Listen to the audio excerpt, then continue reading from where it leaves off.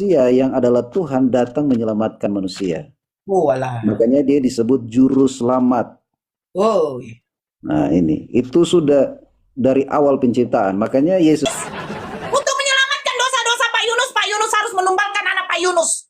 Mati disembelih. Pak Yunus terima nggak?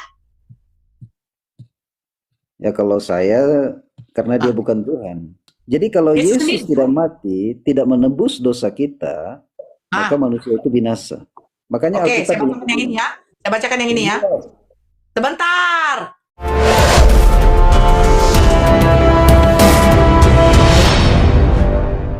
Soal Yesus yang Maha Kuasa, bisa nggak menjadikan ibunya hamil? Kau nggak jawab. Kau mau bertanya pula sama saya. Ini Pak Yunus. Yunus paham bahasa roh? Pak Yunus sering melihat bahasa roh itu biasa menyebut si raba-raba. Dia tidak perlu diraba-raba, karena dia sudah diraba-raba Pak Yunus. Lalu diam aja. Sekarang Pak Yunus pertanyaannya sama seperti pertanyaan kepada Ricky Longor ini. Apakah kemahakuasaan Yesus bisa menjadikan ibunya hamil? Pak Yunus jangan kayak gitu. Kayak Pak Yunus kayak gini loh. Baru 2 hari yang lalu, hari Minggu. Perpuluhan sedikit ya Pak Yunus ya. Banyak jemaat yang nunggak ya. Nunggak perpuluhan ya. Para jemaat Yunus, tunaikan kewajiban kalian membayar perpuluhan. Ya, banyak cicilan yang mau dibayar Pak Yunus. Di roomnya Bang Sani ini ada perpuluhan enggak ya?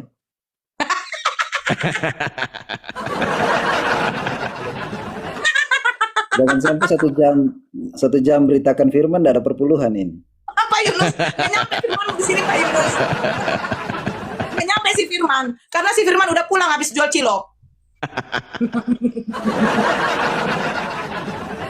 Jadi gini, silakan Pak Yunus. Pertanyaan saya seperti itu. Tapi kalau Pak Yunus sudah mau jawab, silakan.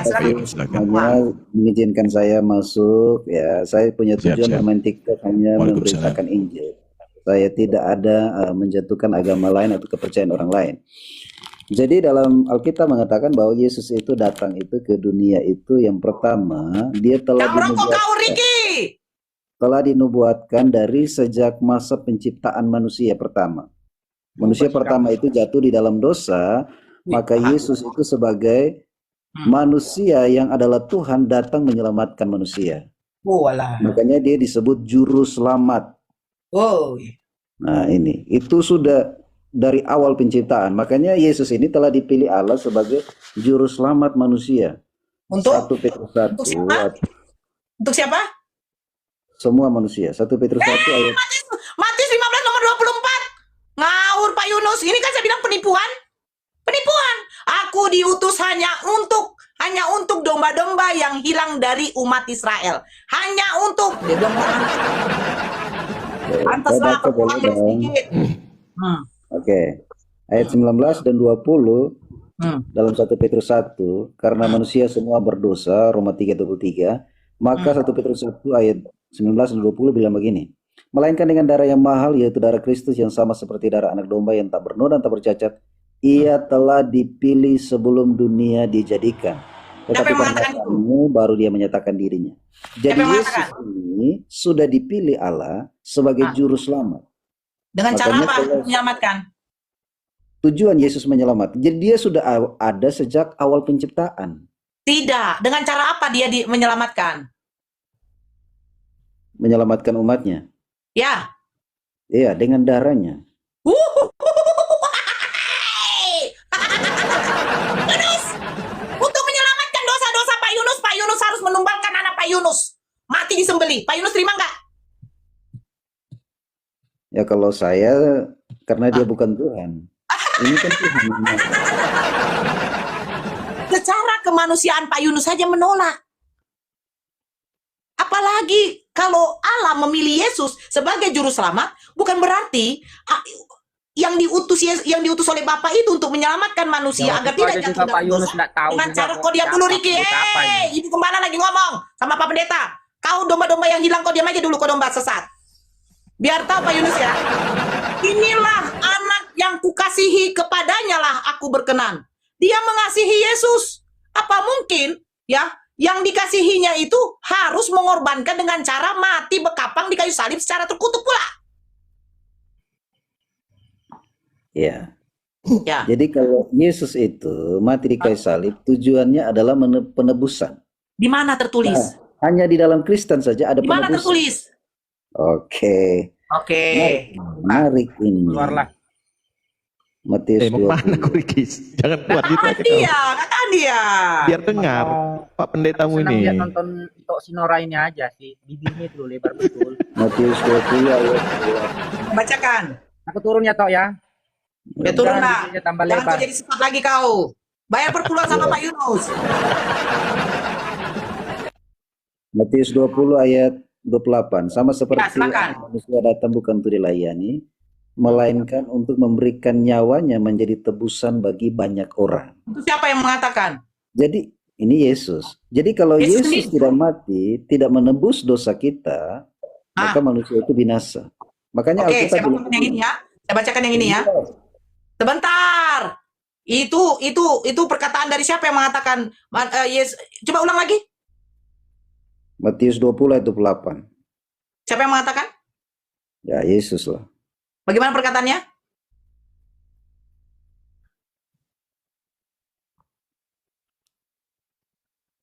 Matius berapa Perkataan tadi? Matius 20 ayat 28. Sama Matius seperti 20? manusia datang bukan untuk dilayani, Matius 20? melainkan Matius 20 ayat 28. Oke, silakan. Sama seperti anak manusia datang bukan untuk dilayani, melainkan untuk melayani dan memberikan nyawanya menjadi tebusan bagi banyak orang. Perkataan ini sudah diajarkan kepada murid-muridnya di ayat 17, 18, 19. Diajarkan begini. Jadi tebusan apa? Tebusan karena dosa. Diajarkan begini. Dosa Pak Yunus. Iya, dosa manusia. Ketika Yesus akan pergi ke dosa? Yerusalem yang memanggil ke-12 muridnya, Mana dosa di sini?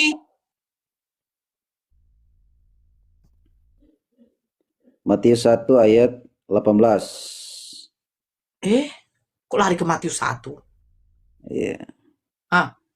Yesus datang itu untuk menyelamatkan manusia dari dosa. Iya, mana tertulis dosa? Oke, saya baca ya. Ya. Mukanya Pak Matius Yunus 1, berapa kali 21. perpuluhan tadi sedikit ya Pak Yunus ya. Kampret kalian jemaat-jemaatnya lo. Bayarlah perpuluhan itu Bayar. Lanjut. Mau diberkati harus bayar. Ia akan melahirkan anak laki-laki dan akan menamakan dia Yesus karena dia lah yang akan menyelamatkan umatnya dari dosa mereka. Matius Jadi, 1 nomor 18 bunyinya seperti itu. 21. Matius 21 nomor? Nomor berapa? Ya, bagaimana kelahiran Yesus itu datang untuk menyelamatkan umat. Nomor berapa, Pak Yunus? Bacakan ini deh Pak Yunus ya. Coba buka Yohanes 11. 21, Pak. Coba buka Yohanes 11.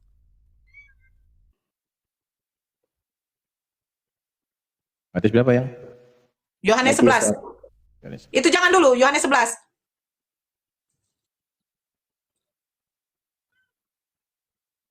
Nomor? Tunggu, Pak Yunus sudah buka Pak Yunus? Ya, mana? Yohanes 11 nomor dari 49 lah kita baca. Saya bacakan ya. Ini perikopnya tentang, baca baik-baik. Perikopnya tentang persepakatan untuk membunuh Yesus. Kita baca aja lah dari 46. Tetapi ada yang pergi kepada orang-orang Farisi dan menceritakan kepada mereka apa yang telah dibuat Yesus itu. Lalu imam-imam kepala dan orang-orang Farisi memanggil mahkamah agama untuk berkumpul dan mereka berkata, apa yang harus kita buat? Sebab orang itu membuat banyak mukjizat. Itu satu. Apabila kita biarkan dia, maka semua orang akan percaya kepadanya dan orang-orang Roma akan datang dan akan merampas tempat suci kita serta bangsa kita. Ketakutan mereka pada waktu itu karena apa? Yesus membuat satu mukjizat. Tetapi seorang di antara mereka, yaitu Kayafas, imam besar pada tahun itu, berkata kepada mereka, kamu tidak tahu apa-apa dan kamu tidak insaf, bahwa lebih berguna bagimu jika satu orang mati untuk bangsa kita daripada seluruh bangsa kita ini binasa. Hal itu dikatakannya bukan dari dirinya sendiri, tetapi sebagai imam besar pada tahun itu, ia bernubuat bahwa Yesus akan mati untuk bangsa itu, dan bukan untuk bangsa itu saja, tetapi juga untuk mengumpulkan dan mempersatukan anak-anak Allah yang tercerai-berai. Mulai dari hari itu, mereka sepakat untuk membunuh Yesus. Bukan berarti membunuh Yesus dimatikan di kayu salib untuk menebus dosa. Makanya saya tanya, kenapa imam-imam kepala ini hendak membunuh Yesus? Kita lihat, Satu, pernah Yesus menghasut rakyat di situ untuk tidak membayar pajak kepada kaisar. Betul tidak? Betul kan? Terus dikatakannya lagi, Yesus di sini, ya, karena membuat mukjizat, mereka takut orang-orang Roma akan datang ke tempat mereka dan merampas tempat suci mereka dan bangsa mereka. Di mana di sini dikatakan Yesus mau ditangkap untuk menebus dosa? Kalau penebusan dosa terjadi, harusnya Yesus tidak perlu dinubuatkan untuk ditangkap dan dibunuh. Makanya dikatakan di sini lagi, Pak Yunus, tengok, ya. Karena itu, nah dari 5:3-nya, mulai dari hari itu mereka sepakat untuk membunuh dia. Karena itu Yesus tidak tampil lagi di muka umum di antara orang-orang Yahudi. Ia berangkat dari situ ke daerah dekat padang gurun, ke sebuah kota yang bernama Efraim, dan di situ ia tinggal bersama murid-muridnya. Kalau memang untuk penebusan dosa, dan Yesus sudah tahu dia datang ke dunia untuk menebus dosa, kenapa mesti kabur dia dengan murid-muridnya? Logika lah, Pak. Kayak Pak Yunus sudah tahu menjadi seorang pendeta. Kenapa mesti jadi enggak? Pak Yunus tahu. Pak Yunus diutus ke sana untuk menyembuhkan orang sakit. Tetapi Pak Yunus malah pergi. Kenapa? Kalau memang Yesus tahu dan Allah memilih Yesus sebagai penebus dosa-dosa manusia, kenapa mesti Yesus lari dengan murid-muridnya ketika dia mendengar imam-imam besar pada waktu itu bernubuatkan untuk membunuh Yesus? Kenapa, Pak? Secara logika, dia dipilih Allah untuk menebus dosa. Yesus tahu. Makanya dia katakan, Yesus itu sebagai korban penebus, menyerahkan nyawanya. Kok menyerahkan nyawa dia malah kabur, Pak? Halo? Oke. Tolong Pak Yunus dulu berpeluang sama Pak Yunus dulu, Udah lain mukanya Pak Yunus. Oh, ada baru, sama baru, aku. Oh, itu Pak Yunus dulu. Ini Pak Yunus sudah lain mukanya. Ya. Ini Pak Yunus. Sudah saya telepon, nanti dibayar di transfernya. Mantap. Sebelumnya terima kasih kalau sudah sampai.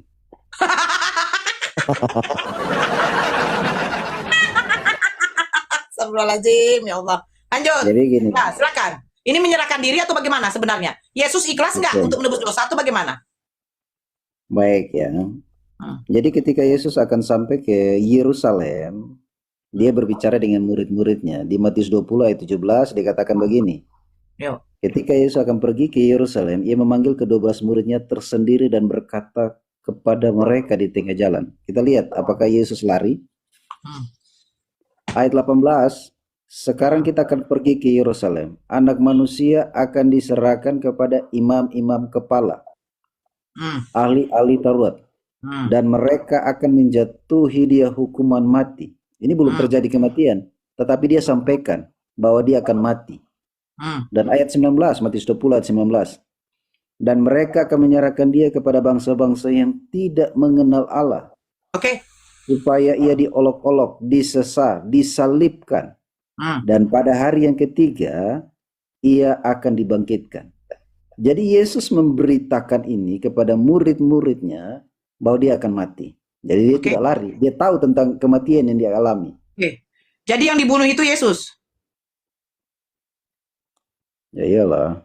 Oke ya, yang dibunuh Yesus, kita pegang datanya ya, Pak apa ya. Oke, saya bacakan ini ya.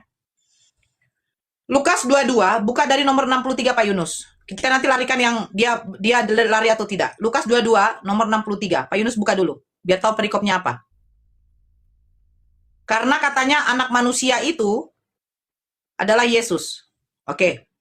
Ini perikopnya Yesus di hadapan mahkamah agama. Sudah Pak Yunus? Berapa? Lukas 22 nomor 63 dari 63. 63. Ya, mahkamah agama. Yesus di hadapan mahkamah agama. Saya baca. Dan orang-orang yang menahan Yesus mengolok-olokkan dia dan memukulinya. Mereka menutupi mukanya dan bertanya, "Cobalah katakan siapakah yang memukul engkau?" Dan banyak lagi hujat yang diucapkan mereka kepadanya. Dan setelah hari siang, berkumpullah sidang para tua-tua, bangsa Yahudi, dan imam-imam kepala, dan ahli-ahli Taurat. Lalu mereka menghadapkan dia ke mahkamah agama mereka. Katanya, "Jikalau engkau adalah Mesias." Mereka tidak mengatakan Tuhan ya. "Jikalau engkau adalah Mesias," Mesias itu artinya manusia yang diurapi, "katakanlah kepada kami." Jawab Yesus. Oke, nah roh ini berarti roh Yesus, benar kan? Iya, Yesus itu. Oke, roh Yesus sudah duduk di sebelah kanan Bapa. Nah, sekarang roh siapa yang ada pada diri Yesus ketika Yesus mengatakan ini di depan mahkamah agama? Berarti ada dua roh Yesus. Iya. Jadi di dalam Matius 28. Sebentar. Jadi, Pak Yunus, kita secara logik ya. Ada dua roh Yesus. Pertama, roh yang duduk di sebelah kanan Bapa, sudah duduk. Dan roh yang ada pada diri Yesus yang lagi berbicara kepada mahkamah agama. Benar? Ya. Nah, jadi ketika Yesus mati di kayu salib, roh yang ada pada diri Yesus yang mati ke kayu salib ini pergi kemana? Ke Bapa lah.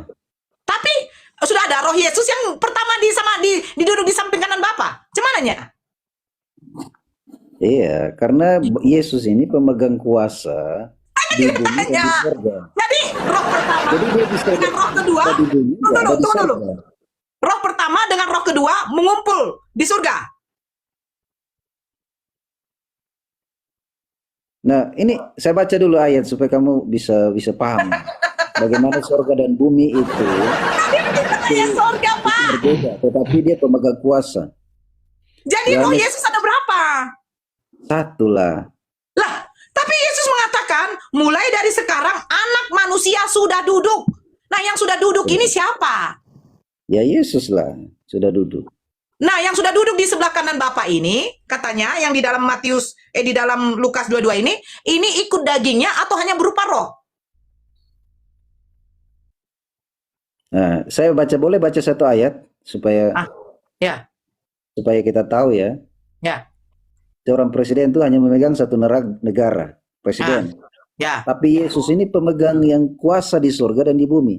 Oke, saya terima itu, Pak. 28 Nah, ayat 18.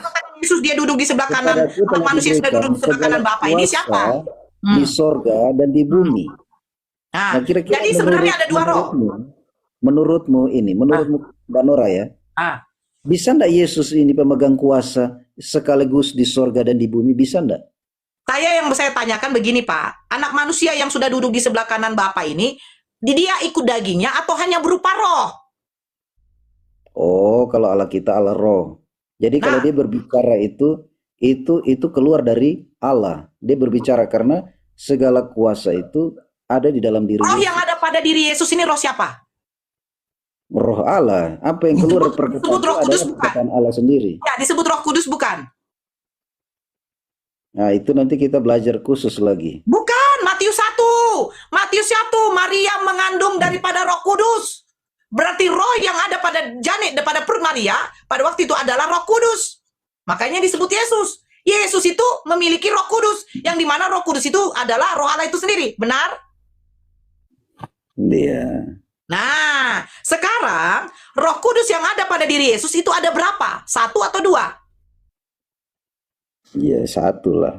Nah, kalau 1, pada waktu Yesus berbicara kepada mahkamah agama, dia mengatakan, mulai sekarang anak manusia sudah duduk, artinya telah terjadi. Nah, anak manusia ini merujuk kepada Yesus, betul ya? Ya. Dikatakan sudah duduk di sebelah kanan Bapa. Pertanyaannya, anak manusia yang sudah duduk di sebelah kanan Bapa, kalau memang dia Yesus, berupa roh atau ikut juga dengan dagingnya? Ya roh lah. Berarti roh duduk di sebelah kanan roh. Roh dulu sebelah kanan roh. Loh, Bapa itu kan roh. Allah itu kan adalah roh. Allah itu kan ada roh. Sementara tadi Pak Yunus mengatakan rohnya yang duduk di sebelah kanan Bapa. Berarti roh duduk di sebelah kanan roh. Iya. Oke, saya terima. Oke, ketika Yesus sudah disalibkan, dia mati. Pertanyaannya, roh yang ada pada diri Yesus itu kemana? Ada bersama dengan dia. Loh, kalau bersama dengan dia masih hidup lah, Pak. Ya iyalah. Dia mati di kayu salib atau masih hidup? Iya, mati di kayu salib. Nah, waktu mati di kayu salib kan namanya mati, Pak. Roh itu berpisah dengan jasad. Nah, roh yang ada pada diri Yesus pada waktu mati di kayu salib ini kemana lagi? Iya, ada bersama-sama dengan Yesus di situ. Berdampingan, dia walaupun keluar di samping Yesus gitu. Ya. Bersebelahan.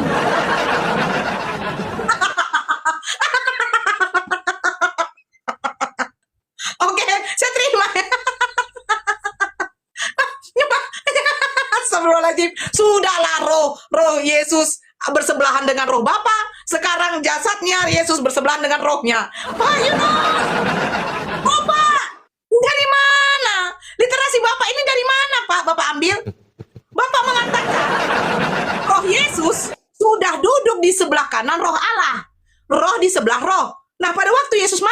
salib, rohnya kemana? Di sebelahnya. Jadi, Bapak tahu dari mana, Pak? Kalau roh Yesus itu ada di sebelah jasadnya Yesus. Ilmu dari mana, Bapak? Pak, Iya, karena roh Allah. Bapak tahu dari mana, Pak? Pak Yunus tahu dari mana? Roh bisa dilihat nggak? Menurut Roh tidak Manora, bisa roh bisa dilihat, dilihat. Pak. Makanya saya bertanya, Bapak tahu dari mana? Bapak tahu dari mana? Kalau rohnya Yesus itu berada di samping jasadnya Yesus, Bapak tahu dari mana? Ya karena ditanya, makanya saya kasih tahu. Itu dapat dari mana infonya, Pak? Gimana datanya, Pak? Ya, di dalam diri Yesus kan ada roh Allah itu. Pak, Dia dikandung waktu Yesus oleh Roh mati, Kudus. rohnya kemana? Oke, saya kasih tahu ya. Ya, Lukas 1 ayat 35. ya silakan baca. Nah, kita bisa tahu ini roh Allah ini ada di mana ini. Ya, oke. Ya. Ya. Jauh malaikat itu kepada Roh Yesus, bukan roh Allah. Kalau roh Allah kan sudah di atas. Gimana, Pak Yunus? Saya kan bertanya, ketika Yesus mati, rohnya kemana? Karena Yesus punya roh yang satu udah ada di samping kanan Bapa. Nah, roh Yesus yang ada di waktu dimatikan di kayu salib ini kemana lagi? Ya. Nah, Matius 1 Lukas 1 ayat 35. Jawab malaikat itu kepadanya, Roh Kudus akan turun atasmu dan kuasa Allah yang Maha Tinggi akan menaungi engkau. Ya, oke. Ya. Nah, itu waktu pas Bunda Maria lagi mau hamil kan? Ya, sebab itu masalahnya bukan sudah mau hamil. Yesus sendiri yang mau dimatikan, Pak. Bukan lagi yang mau dikandung. Ya. Kita mau tahu apakah ini kudus atau Roh Kudus atau ada roh Allah di dalam dia atau tidak, kan kita mau cari tahu. Bukan roh, salah rohnya, Pak. Saya sudah tahu. Tadi saya akan kasih tahu. Yesus, Bunda Maria mengandung Roh Kudus, betul. Berarti roh yang ada pada diri Yesus adalah Roh Kudus, yang dimana Roh Kudus itu berasal dari Allah itu sendiri. Betul? Betul, kata Pak Yunus. Nah, ketika Yesus dihadapkan di depan mahkamah agama, ya kan? Yesus mengatakan, mulai dari sekarang anak manusia sudah duduk di sebelah kanan Allah yang Maha Kuasa. Otomatis saya bertanya, siapa ini maksud Yesus anak manusia yang sudah duduk? Pak Yunus menjawab, itu adalah roh Yesus. Berarti roh Yesus sudah duduk di sebelah kanan Bapa, sementara jasadnya masih berbicara dengan mahkamah agama. Memiliki Roh Kudus juga? Iya. Nah, oke, saya terima. Berarti ada dua roh. Benar kan? Pertama, roh Yesus di samping roh Bapa. Roh di samping roh. Pada waktu Yesus masih ngomong sama mahkamah agama, roh Yesus masih ada pada diri Yesus. Nah, ketika Yesus mati di kayu salib, rohnya yang ada pada diri Yesus ini kemana? Bapak bilang ada di samping Yesus. Mereka bersebelahan. Hei Yesus, saya sudah keluar. Sekarang saya di sebelahmu. Tiba-tiba Pak Yunus ngomong dari sebelah. Tahu dari mana Pak Yunus? Roh kan nggak bisa dilihat. Pak Yunus balikan ke dalam Lukas 1. Itu pada waktu Bunda Maria mengandung. Nggak nyambung Pak Yunus. Yang mau saya tanya, roh Yesus yang mati di kayu salib ini kan berpisah jasad dengan roh. Kemana rohnya Pak? Sementara sudah ada di atas juga rohnya. Iya, karena hello, kan begini. Hello roh, hey bro, kau udah lepas dari jasadmu, sudah bro. Sejak kapan kau duduk di samping kanan Bapak? Ya lama, tahu bro. Pak Yunus Aku puyeng nanti ya, kan Pak Yunus tahu bro.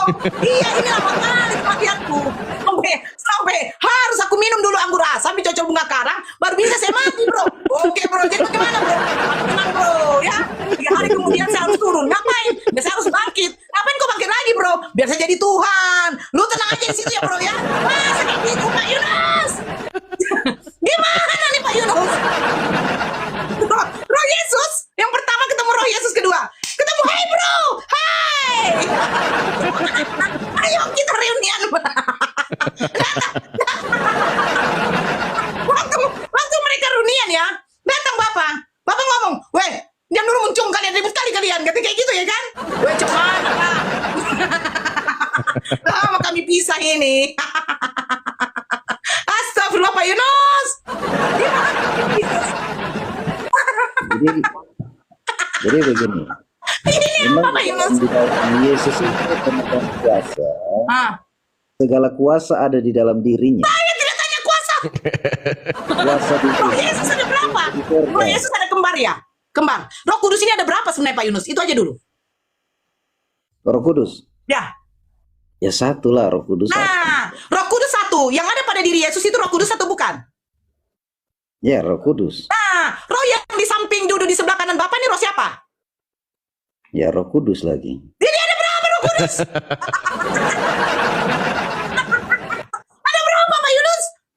Datang Yesus mati, Roh Kudus yang dari diri Yesus naik ke atas. Hei Roh Kudus pertama, gimana bro kabarmu Roh Kudus kedua? Sakit yang ditampar, oh sakit kali bro, sakit kali bro. Yang ditombak bagaimana? Wih sakit bro. Terus kau mati karena apa? Karena anggur arak. Dia dipaku Pak Yunus. Roh Kudus yang di atas nanya, sakit yang dipaku, sakit bro. Terus lambung kau ditikam bro. Terus bagaimana? Enggak bro. Jadi gara-gara apa? Gara-gara saya minum anggur asam. Kok bisa kau dikasih anggur asam? Bilang, aku haus. Dikasih aku anggur asam, dicocok bunga karang. Terus aku katakan, Pak Yunus, mari kita mengumpulkan perpuluhan. Inilah saya katakan akibat penipuan para pendeta biar mendapatkan perpuluhan. Cobalah, Roh Kudus berapa? Satu. Terus di dalam diri Yesus Roh Kudus, Roh Kudus. Nah, yang dimaksud Yesus anak manusia yang duduk di sebelah kanan Bapak siapa? Roh Kudus, Roh Kudus. Jadi berapa Roh Kudus? Satu. Inilah. Pak Yunus, saya jadi pendetamu aja lah. Gimana? Saya malam ya Pak Yunus ya. Kita konseling lah. Boleh, tapi baptisnya 30 menit. Apa? Baptisnya 30 menit.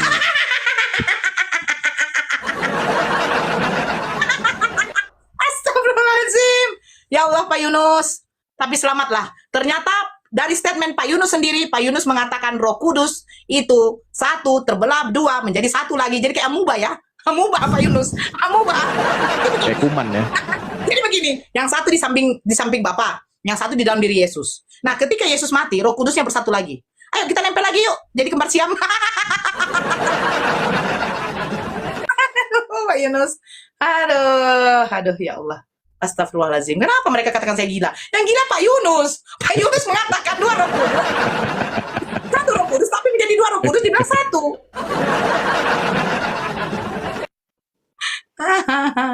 Aduh, jadi gimana Pak Yunus? Intinya imani aja ya Pak Yunus ya. Ya, Imani aja ya. Imani aja.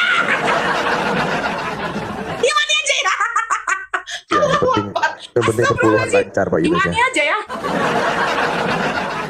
Imani aja.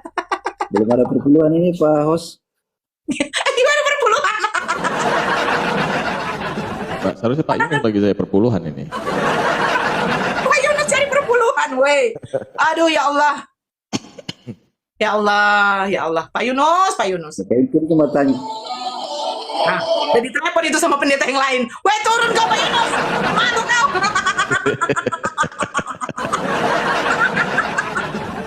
Aduh. Ya, gimana Pak Yunus? Silakan ngomong. Oke, mulai dari mana lagi ini? Sudah Gak banyak ada mulai lagi. Udah kasih tahu. Pak Yunus mengatakan Roh Kudus ada satu, tetapi ternyata ada dua Roh Kudus. Oke. Oke. Apa lagi nih mau tanya ini? udah cukup Pak Yunus. Gak ada yang perlu ditanya. Orang udah dijawab kok. Tapi mudah-mudahan lah Pak Yunus sehat selalu ya demi memperjuangkan perpuluhan dan melakukan suatu penipuan-penipuan. Iya kan Pak Yunus? Gimana? Aman? Aman ginjal ya? Aman. Aduh. Semua baik-baik. Ya baik-baik. Itu di roomnya siapa tuh? Akang Santang. Di situ ada Bang Zuma saya lihat tadi. Nggak tahu Pak Yunus mau mencerahkan Bang Zuma, tapi takutnya Pak Yunus jadi yang ditampung. Karena begini, Pak Yunus tadi terakhir sudah mengatakan, ya cukup imani aja. Kebenaran ataupun ketidakbenaran itu tidak bukan poin utama, imani aja Yesus pokoknya Tuhan. Ya kan? Iya. Benar kan? Kalau tidak imani Yesus sebagai Tuhan, maka Alkitab bilang mati. Di Markus 16 ayat 16. Jadi siapapun yang menolak Tuhan pasti akan mati, kata Alkitab. Yang menolak Markus Tuhan akan 16. mati. Sebentar Pak Yunus, siapapun yang menolak Tuhan akan mati. Pertanyaan saya, yang mematikan Tuhan Pak Yunus itu siapa? Pak Yunus, masalahnya yang menolak Tuhan akan mati. Tapi masalahnya yang mematikan Tuhan Pak Yunus ini siapa? Yang menolak Tuhan atau bagaimana? Pak Yunus, yang mematikan Tuhan Bapak menolak Tuhan Bapak. Tetapi naasnya yang mati duluan Tuhan Bapak, bukan yang menolaknya. Gimana tuh Pak Yunus? Ya, memang dia memang harus mati di sana.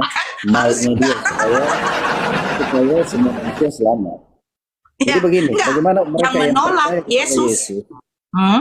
Bagaimana? Markus 16 ayat 16. Sebagai Tuhan, dia akan mati. Percaya dan dibaptis akan diselamatkan. Tetapi siapa yang tidak percaya? Tetapi siapa yang tidak percaya, mereka sudah ada di bawah hukum dan mereka akan dihukum. Manusia pertama yang dibaptis siapa? Saya mau tanya kepada para penonton ini dan Mbak Nora terkhusus. Percaya enggak Yesus? Kalau tidak percaya mati loh ini. Percaya Yesus sebagai apa? Ya sebagai Tuhan lah. Oh enggak lah, buktinya kalau percaya Yesus sebagai Tuhan. Percaya Yesus sebagai Tuhan. Saya nggak percaya karena Yesus orang nabi. Berarti dipastikan masuk neraka. Pak Yunus, yang percaya Yesus sebagai Tuhan tidak akan binasa, diselamatkan. Yang tidak percaya Yesus sebagai Tuhan akan mati. Masalahnya yang tidak percaya Yesus sebagai Tuhan, Tuhannya dimatikan. Gimana?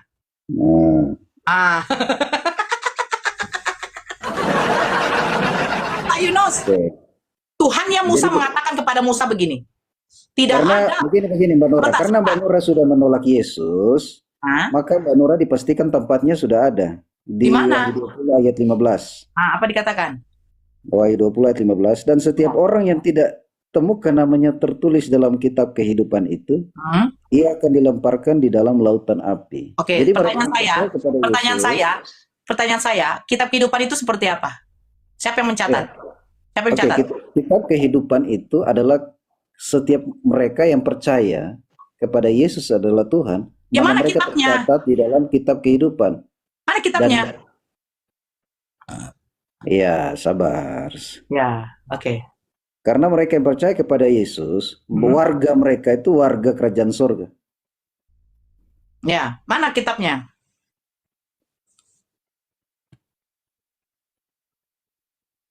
Yang saya tahu ada Markus, Matius, Lukas, Yohanes, Timotius, Galatia, Efesus, Korintus, Yudas, Wahyu. Nah,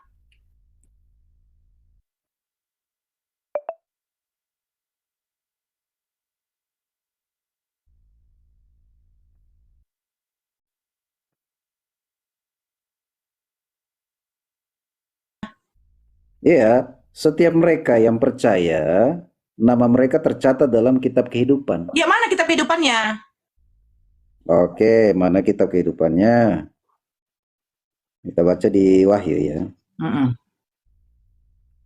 Wahyu itu kitab kehidupan. Ya, di situ kan menceritakan tentang kitab kehidupan. Wahyu itu. Kehidupan siapa? Ya. Wahyu 21. Baca. Wahyu 21 ayat 27. Tetapi hanya mereka yang namanya tertulis dalam kitab kehidupan anak domba itu. Yesus. Ya. Nah, ini hanya mereka yang percaya kepada Yesus, nama mereka tercatat dalam kitab kehidupan anak domba itu. Wahyu 20 ayat 15 itu kan jelas. Setiap mereka yang namanya Wahyu 20 ayat 15. Nah, setiap orang yang tidak ditemukan namanya tertulis dalam kitab kehidupan itu, ia dilemparkan dalam lautan api. Tadi Mbak Nora sudah jelas menolak Yesus sebagai kenapa harus ditemukan di situ? Dia sudah ada dalam bawah hukuman. Jadi kitab Wahyu itu kitab nyata. Iya, iyalah. Itu kan penglihatan dari Yohanes. Saya bacakan ini ya. Ini betul apa tidak? Wahyu 12. Ini kitab nyata ya, penglihatan yang betul ya. Benar kan? Perikopnya perempuan dan naga. Maka tampaklah suatu tanda besar di langit, seorang perempuan berselubungkan matahari dengan bulan di bawah kakinya dan sebuah mahkota dari 12 bintang di atas kepalanya. Ini siapa yang dimaksud perempuan ini? dalam ia sedang mengandung ia sedang mengandung dan dalam keluhan dan penderitaannya hendak melahirkan, ia berteriak kesakitan. Maka tampaklah suatu tanda yang lain di langit, dan lihatlah seekor naga merah padam yang besar, berkepala 7 dan bertanduk 10, dan di atas kepala ada 7 mahkota. Dan ekornya menyeret sepertiga dari bintang-bintang di langit dan melemparkannya ke atas bumi. Dan naga itu berdiri di hadapan perempuan yang hendak melahirkan itu untuk menelan anaknya segera sesudah perempuan itu melahirkannya. Siapa perempuan yang mau melahirkan anaknya ini? Iya, siapa perempuan yang melahirkan anak itu? Oke, itu kitab nubuatan, itu sudah dirangkumkan dari kejadian sampai dengan kedatangan Kristus.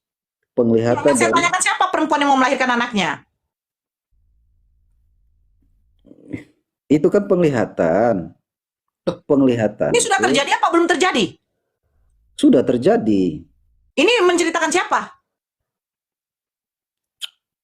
Ya, menceritakan tentang Yesus semuanya itu.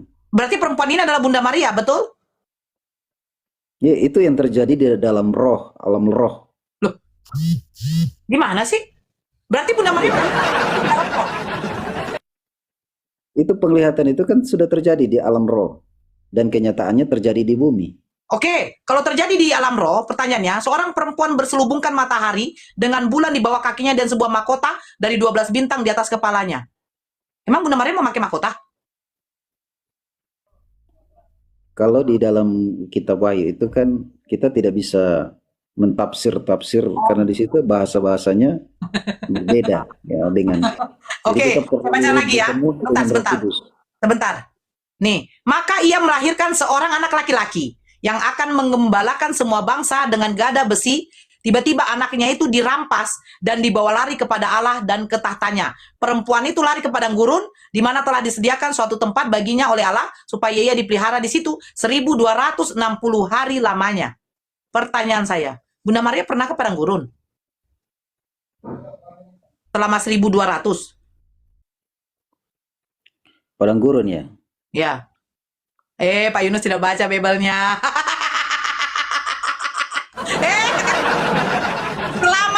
Supaya ia dipelihara di situ 1260 hari loh. Di mana itu ya? Saya baca dulu. Wahyu 20. Wahyu 12.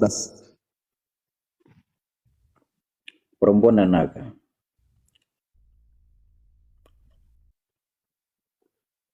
Iya, di sini ada banyak makna di dalam itu terjadi. Ya. Sekarang yang 1260 hari lamanya. Tampaklah suatu tanda besar di langit. Seorang perempuan berselubung matahari dengan bulan di bawah kakinya. Dan sebuah mahkota dari 12 bintang di atas kepalanya. Bisa tidak digambarkan ini? Ia sedang mengandung dalam keluhan dan penderitaan. Hendak melahirkan dan berteriak kesakitan. Maka tampaklah suatu tanda yang lain di langit. Dan dilihat-lihat seekor naga merah padam besar. Ini iblis ya. Berkepala 7, bertanduk 10, di atas kepalanya ada 7 mahkota. Dan ekornya menyeret sepertiga dari bintang-bintang di langit dan melemparkannya ke atas bumi. Nah, itu iblis, Lucifer, dan sepertiga malaikat. Betul terjadi. Dilemparkan. Ya, terus iblis di hadapan Allah nanti ya. Jadi iblis ini dilemparkan di bumi.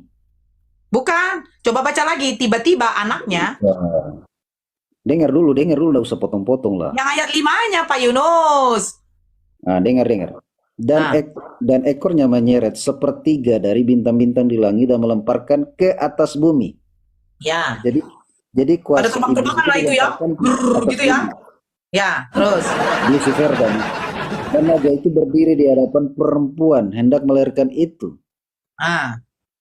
Untuk menelan anak. Segera sesudah perempuan itu melahirkan, tetap anak perempuan itu melahirkan. Ya. Maka ia melahirkan seorang anak laki-laki yang akan mengembalakan semua bangsa. Nah, Yesus lahir untuk semua bangsa. Yesus disebut Ya. gembala yang baik. Ya, lanjutkan. Tiba-tiba anak itu dirampas, dibawa lari kepada Allah, diserahkan dia. Anak itu Iblis dibawa, menghadap Allah. diserahkan.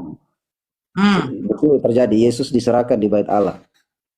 Perempuan itu Terus? lari ke padang gurun, suatu tempat baginya oleh Allah supaya dipelihara di situ 1200 tahun 60 hari lamanya. Nah, ini makna lagi mendalam ini. Oh, mendalam. Naga itu dikalahkan, maka timbullah peperangan di sorga, Mikael dan malaikat-malaikat Di surga ada perang ya? melawan naga itu. Iya, tunggu dulu. Sebenarnya di surga, tapi loh, di surga ini kan tempat tenang. Kenapa bisa terjadi perang di surga? Oke. Keren juga ini. Keren juga. Kenapa surga itu tempat tenang, kenapa bisa terjadi perang? Di perang. Oke. Oke. Nah, Lucifer ini sebagai pemuji di sorga. Ini tadi katanya. Sebagai pemuji di sorga. Nah, setelah dia ingin juga dipuji, makanya dia dibawa dengan sepertiga malaikat. Tadi kita kan sudah baca, sepertiga malaikat. Terjadilah peperangan. Itu Mikael dan malaikat-malaikat berperang melawan naga itu, yang tadi malaikat berubah menjadi naga tua. Nah, sekarang malaikat yang berubah menjadi naga ini, dia dibantu juga malaikat-malaikatnya kan? Ya, dilemparkan ke bumi. Berarti bukan Lucifer saja yang pada waktu itu menjadi iblis. Benar? Lucifer itu kepala iblis. Nah, Dilemparkan malaikat-malaikatnya juga ada juga kan iblisnya? Nah, setelah itu dengar dulu supaya jangan salah dipaham. Salah dipaham. Salah paham. Udah salah dipaham. Salah paham. Saya tanya. Mabuk nih Pak Yunus. Tanya Pak Yunus. Kenapa di sorga ada perang? Itu tadi saya jelaskan tuh. Tetapi mereka tidak bertahan.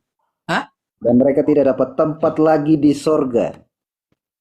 Ya kan, tidak ada tempat lagi. Dan naga besar si ular tua itu yang disebut iblis dan setan, ia menyesatkan seluruh dunia. Nah, dia dapat menyesatkan. Nah, ini pekerjaan iblis, menyesatkan. Bersama-sama dengan iblis dan iblis kan bekerja dalam roh. Bukan bersama-sama dengan terakhirnya. Dan sama-sama dengan naga besar itu, si ular tua itu disebut iblis setan yang menyesatkan seluruh dunia. Ya, dilemparkan ke bawah, ke bumi. Dilemparkan ke bumi. Ke bumi bersama-sama dengan malaikat-malaikatnya tadi. Berarti bukan Lucifer saja. Berarti malaikat-malaikat lain juga adalah iblis. Betul? Betul? Ya. Nah, ini. Siapa malaikat-malaikat itu? Di ayat 10 dengar dulu, ayat 10. Nyanyian kemenangan. Dan aku mendengar suara lagi nyanyian kemenangan. Ngapain lagi nyanyian kemenangan? Tanya. Siapakah malaikat-malaikat yang bersama-sama dengan iblis ini? Supaya kita tahu bahwa Yesus itu yang berkuasa. Kenapa ada keselamatan? Aduh, dia apa pula yang berkuasa? Sekarang saya tanya, ketika ibunya melahirkan, yang membawa Yesus ke hadapan Allah itu siapa? Bawa Yesus ke hadapan Allah. Ya? Dengar dulu supaya paham. Tuh, jawab aja Pak Yunus. Yang membawa Yesus ke hadapan Allah dan tahtanya itu siapa? Dengar dulu supaya dengar. Dan aku mendengar suara nyaring di sorga berkata. Ini tidak butuh itu. Yang saya bertanya, yang membawa Yesus ke hadapan Allah dan tahtanya itu tadi siapa? Bawa Yesus. Ya kan? Loh, ini yang dilahirkan oleh perempuan itu Yesus katanya. Dan datang ular naga itu merampas anaknya dan membawa ke hadapan Allah. Jadi yang membawa Yesus ke hadapan Allah ini siapa? Aduh, pertanyaannya sudah salah lagi. Nggak simak baik-baik. Loh, pertanyaannya kok salah? Coba baca lagi tadi katanya nih. Nih. Dikatakannya begini, nih, ya.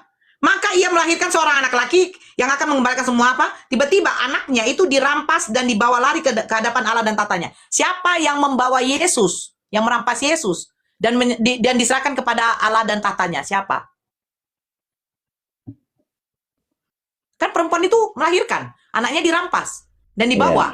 Ya, siapa? 5. Ia melahirkan anak laki-laki yang akan mengembalakan semua bangsa. Ya. Dengan gada besi. Ya. Nah, Yesus itu kan disebut gembala. Tidak, saya tanya itu. Tiba-tiba anak itu dirampas dan dibawa lari kepada Allah. Dan tatanya, pertanyaan saya, siapa yang merampas? Siapa yang merampas? Ya. Roh Kudus menaungi dia, kata Lukas 2 ayat Lukas 1 ayat 35. Itu kuasa iblis, kuasa Allah menaungi dia. Pak, coba baca. Dan naga itu berdiri di hadapan perempuan yang hendak melahirkan itu untuk menelan anaknya segera sesudah perempuan itu melahirkannya.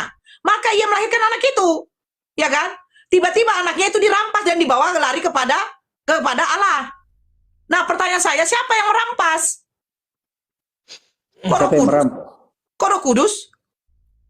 Loh, kalau begitu anak yang dikandung oleh perempuan ini memiliki Roh Kudus apa enggak? Roh Kudus kan?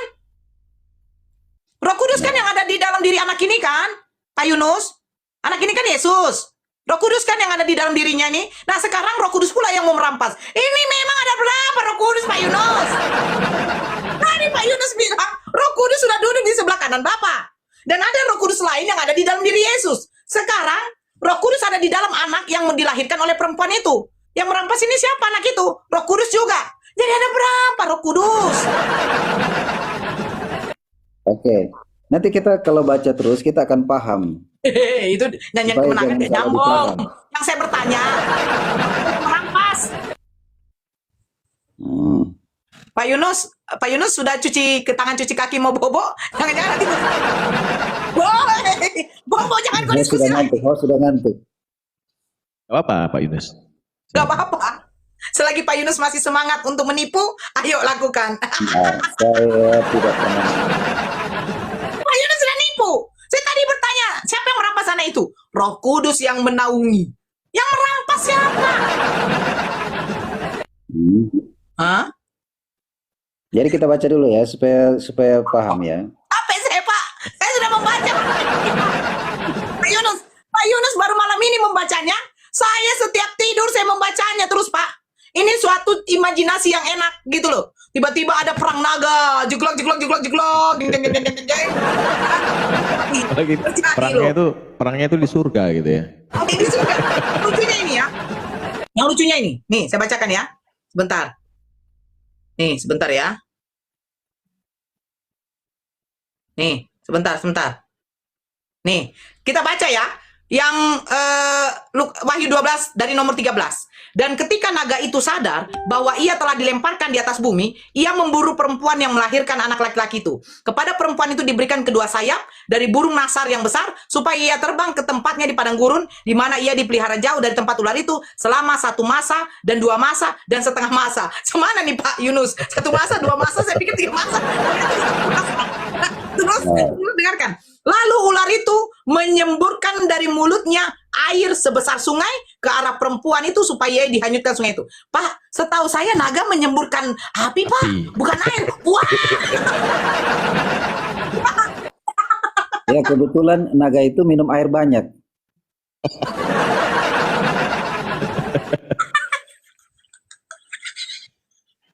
Minumannya air dia.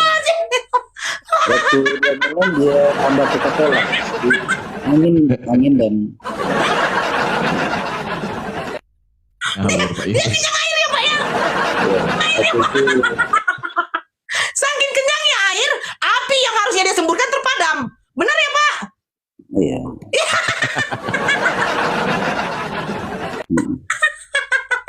Aduh Pak Yunus cuci kaki, sikat gigi Pak Yunus. Jangan tidur Pak. Aduh perutku sakit loh weh. Pak Yunus, saya sering nonton Dragon Ball itu menyemburkan api Pak Yunus, bukan air. Kebetulan waktu itu si naga minum Oralit ya, dia pakai garam dan Oralit. Di bawah ada jemaatnya nggak, Pak Yunus? Di bawah ada nggak jemaat? Naganya diare. Enggak, sebenarnya. Harusnya Pak Yunus yang minum, karena di komen ini Pak Yunus lagi mencret. Jangan naganya, Pak Yunus yang minum. Waktu itu naganya minum Oralit, jadi muntah-muntah dia. Aduh Pak Yunus. Pak, ini kitab apa sih Pak? Apa? Ini kita apa sih? Jadi naganya kena, ya itu sama seperti itu. Naganya kena diare. Setelah itu coba tengok ya, Pak Yunus baca. Lalu ular itu menyemburkan dari mulutnya air sebesar sungai ke arah perempuan itu supaya ia dihanyutkan sungai itu. Tetapi bumi datang menolong perempuan itu yang membuka mulutnya dan menelan sungai yang disemburkan naga itu dari mulutnya. Tetapi bumi datang, macam mana cara bumi datang menolong, Pak? Dia Pak, bumi datang menolong tuh gimana, Pak? Sementara Maria berada di bumi, naga berada di bumi. Bagaimana cara bumi menolong, Pak?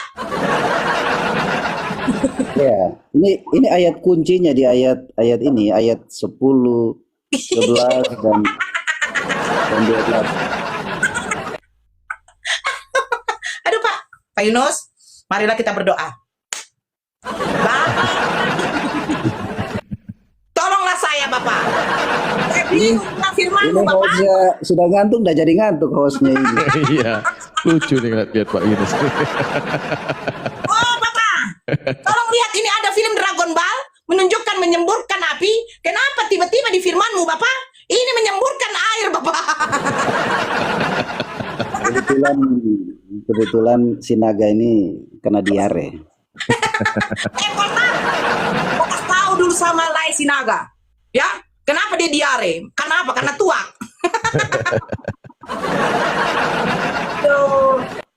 Gini aja lah Pak Yunus, kita ceritakan aja lah tentang kehidupan selanjutnya ketika Pak Yunus melakukan penipuan, bagaimana kira-kira ya?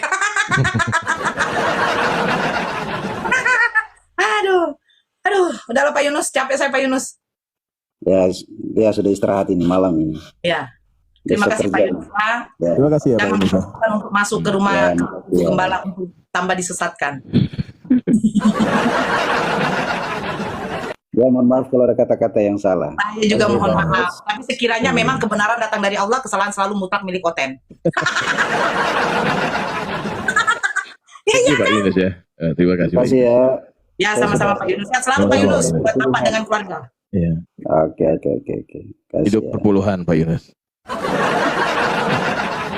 Aduh, udahlah, jangan lagi naikkan lagi. Capek aku, sakit perut gue. Udah.